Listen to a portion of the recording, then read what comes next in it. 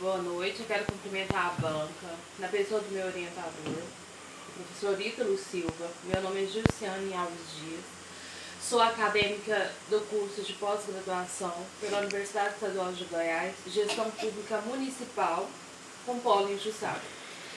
Vou apresentar minha monografia neste momento com o tema Gestão Pública de Resíduos Sólidos no município de Jussara, Goiás, uma breve análise da problemática.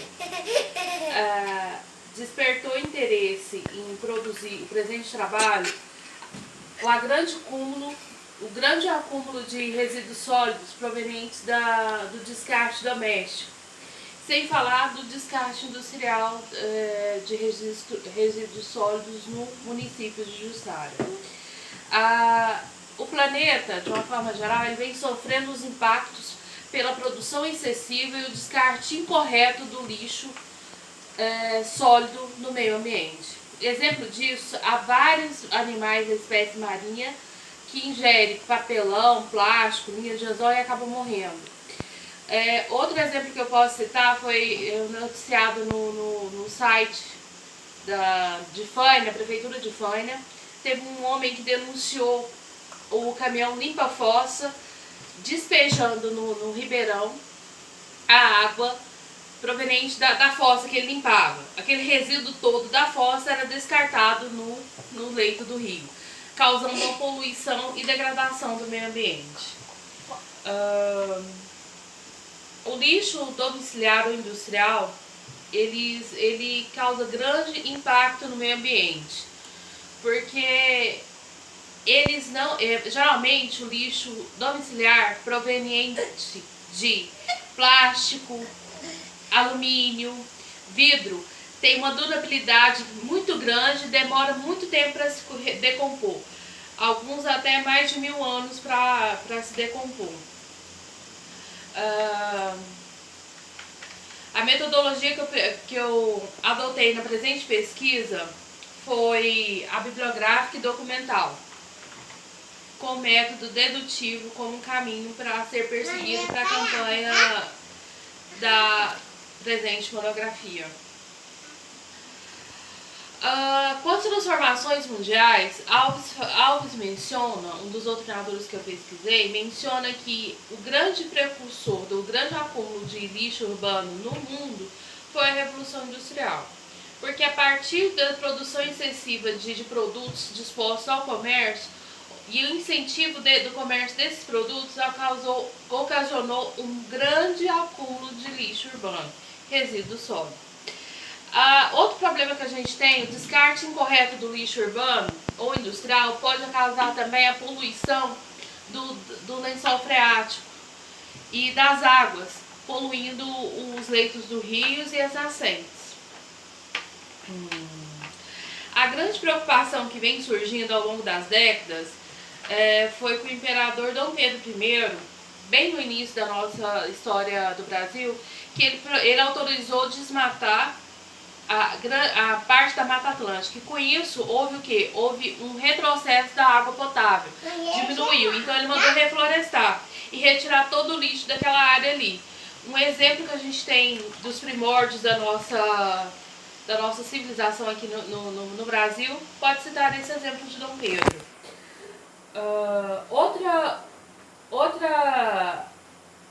Outro ponto a ser perquirido aqui é com a edição da Lei 12.305, que estabeleceu política de prevenção e precaução contra a poluição provocada por resíduos sólidos. Foi um precursor onde o poluidor pagador e protetor recebedor objetiva, dentre outros requisitos, da não geração, redução, reutilização, reciclagem e tratamento de resíduos sólidos. Com a edição dessa lei somente em 2010, houve-se uma preocupação em criar políticas públicas voltadas para reduzir, minorar as consequências dos descartes do lixo urbano. Um exemplo disso foi que essa lei preveu a criação de aterro sanitário. Porque o que a gente vê na prática?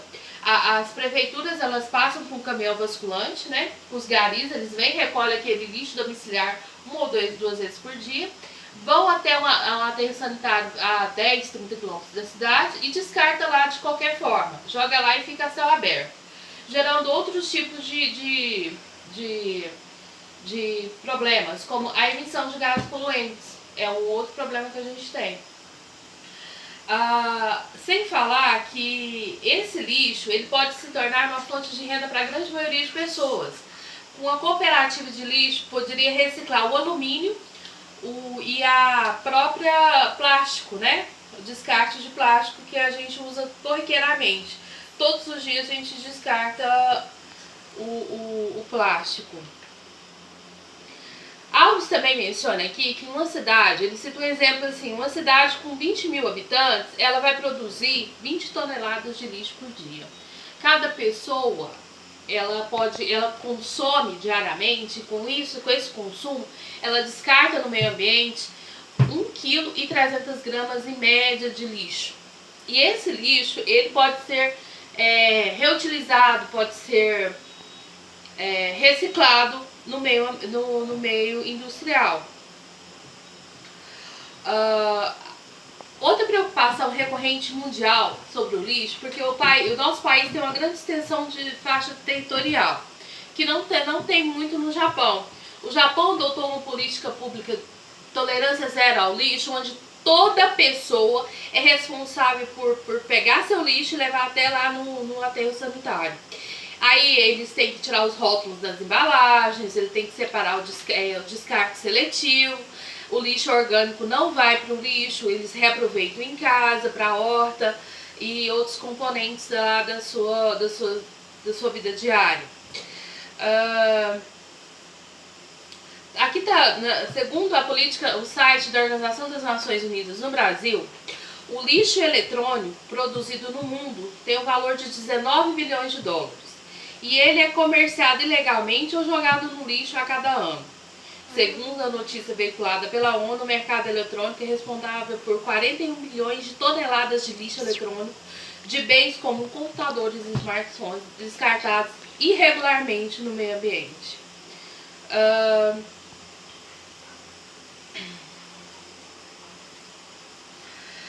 Segundo o Rachel, 50% dos municípios brasileiros possuem lixões.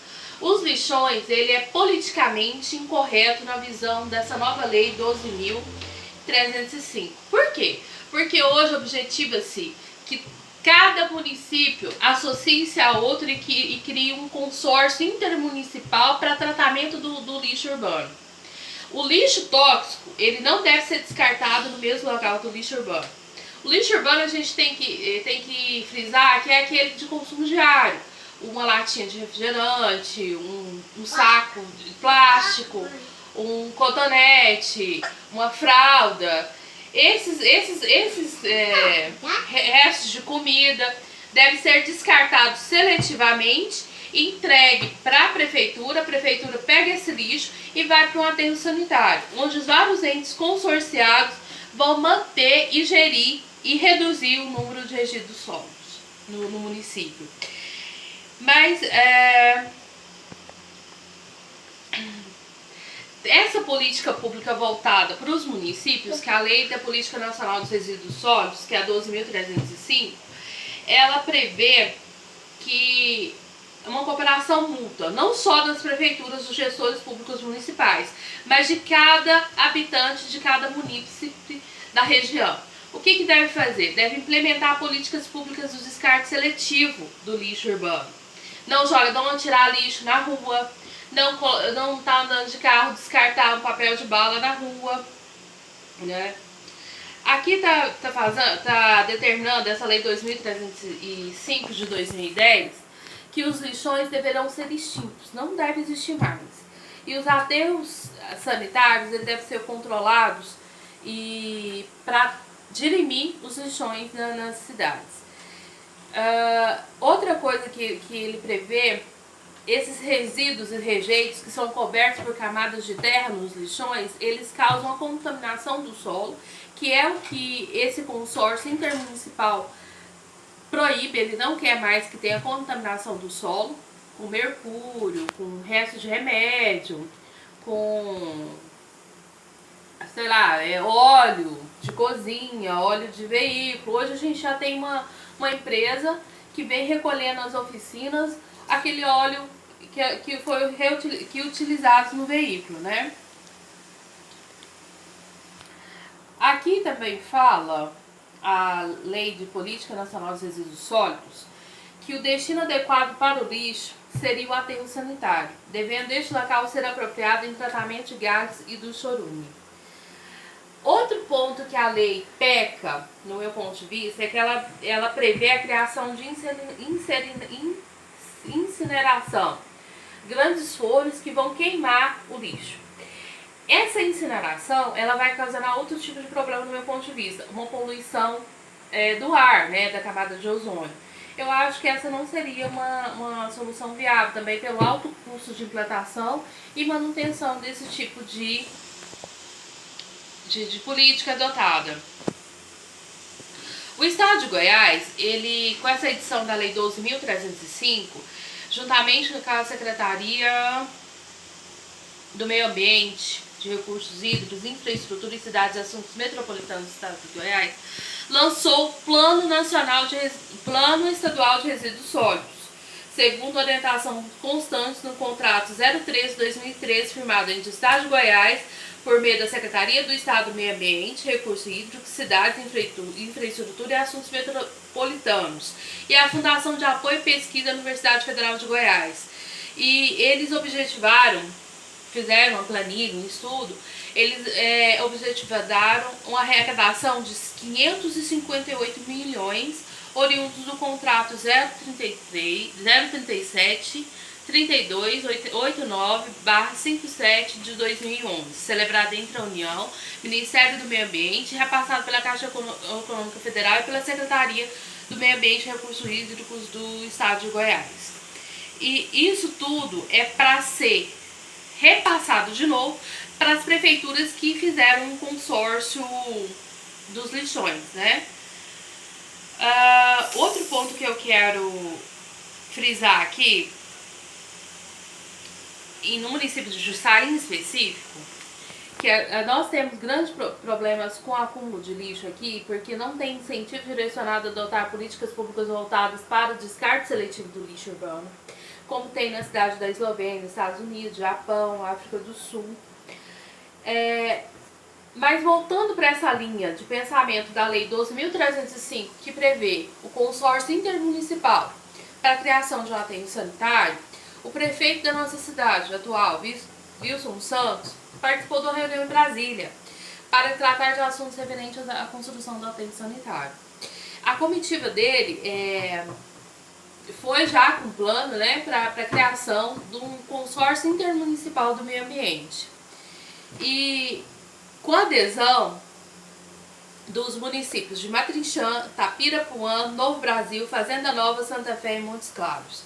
Mas um problema que foi pontuado na reportagem que eu li, mas não tem base científica até o momento, porque não foi implementado o aterro sanitário ainda, é que para trazer o lixo de Matrinchã para cá, cerca de 100 quilômetros, 2 vezes por dia, vai causar um grande dispêndio econômico financeiro para a prefeitura de Matrinchã, que não tem recurso para direcionar diretamente para o tratamento do lixo, porque é visto como um segundo plano de idealização política no momento, porque tem problemas pontuais primários que necessitam ser tratados, como o fornecimento de medicação para a população de baixa renda, transporte da população para tratamento em Goiânia, médico, tratamento odontológico. Então, isso está inviabilizando um pouco a efetivação da implantação desse consórcio intermunicipal do lixo em Jussara. Mas a gente já tem uma área destinada para isso, fica perto de Novo Brasil, para poder destinar esse aterro sanitário. Tem alguns probleminhas pontuais ali, onde, como eu já falei, como o transporte desse lixo das outras cidades até aqui, até Novo Brasil, né, que não vai ser em Jussara, vai ser no município de Novo Brasil. E também um objetivo que que esse consórcio intermunicipal do meio ambiente também está prevendo é a implantação de uma recicladora dentro do aterro sanitário, que vai o quê? Vai reciclar o que for possível reciclar. Mas para isso, para poder melhorar e otimizar essa política pública voltada para a redução do lixo urbano, cada casa com seus habitantes deve o quê? Descartar o lixo urbano de forma seletiva. Deve ter aquelas lixeiras, né? Papel, vidro, alumínio e rejeito orgânico. Para ficar mais fácil o manejo dos cooperados ali em manejo com resíduos sólidos.